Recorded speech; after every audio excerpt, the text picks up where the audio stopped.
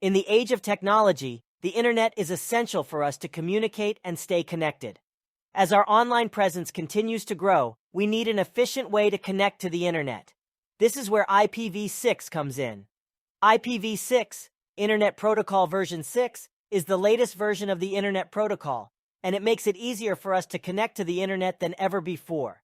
It is designed to provide more efficient routing and better scalability than its predecessor, IPv4.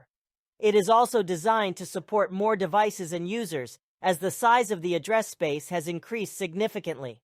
One of the major advantages of IPv6 is that it provides a much larger address space than IPv4. This means that more devices can be connected to the internet and more users can be served at the same time. Additionally, IPv6 is more secure than IPv4, as it includes built-in security features such as IPsec, which provides encryption and authentication. Another advantage of IPv6 is that it is more efficient when it comes to routing. This means that packets of data can travel faster and more reliably. Additionally, IPv6 can also help reduce network congestion, as it is designed to provide better packet delivery and flow control. Overall, IPv6 is an important development for the internet, and it will help us stay connected and communicate more effectively.